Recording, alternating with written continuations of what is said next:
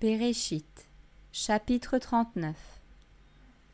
Or, quand on fit descendre Yosef en Égypte, Potiphar, eunuque de Pharaon, chef des gardes, homme égyptien, l'acheta de la main des Ishmaélites qui l'avaient amené. Et Yahweh était avec Yosef, et il était un homme qui faisait tout prospérer.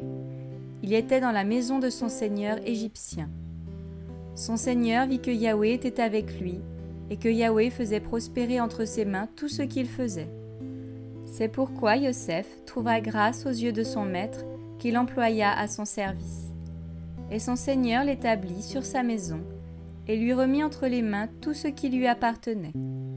Et il arriva que, depuis qu'il l'eut établi sur sa maison et sur tout ce qu'il possédait, Yahweh bénit la maison de l'Égyptien à cause de Yosef, et la bénédiction de Yahweh fut sur tout ce qui lui appartenait, soit à la maison, soit au champ.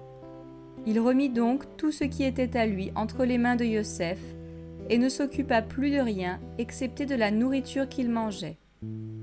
Or, Yosef était beau de taille et beau de figure. Après ces choses, il arriva que la femme de son seigneur porta les yeux sur Yosef, et elle dit : « Couche avec moi. » Mais il le refusa, et dit à la femme de son seigneur : « Voici, mon seigneur ne prend avec moi connaissance de rien dans la maison, et il a remis entre mes mains tout ce qui lui appartient. Il n'y a personne dans cette maison qui soit plus grand que moi, et il ne m'a rien interdit, excepté toi, parce que tu es sa femme. Comment ferais-je un si grand mal, et pécherais-je contre Élohim ? » Quoiqu'elle parlât tous les jours à Yosef, il refusa de coucher à côté d'elle, d'être avec elle. Mais il arriva, un certain jour, qu'il entra dans la maison pour faire son travail. Et de tous les hommes de la maison, personne n'était dans la maison. Elle le saisit par son vêtement et lui dit : « Couche avec moi. » Mais il laissa son vêtement entre ses mains, s'enfuit et sortit dehors. Et lorsqu'elle vit qu'il avait laissé son vêtement entre les mains et qu'il s'était enfui dehors, elle appela les gens de sa maison et leur parla en disant : « Voyez, on nous a amené un homme, un Hébreu, pour se moquer de nous. Il est venu vers moi pour coucher avec moi, et j'ai appelé à grands cris.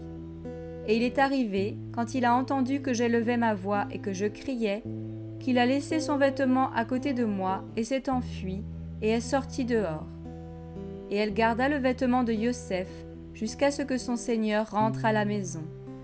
Alors elle lui parla en ces mêmes termes et dit : « Le serviteur hébreu que tu nous as amené est venu vers moi pour se moquer de moi.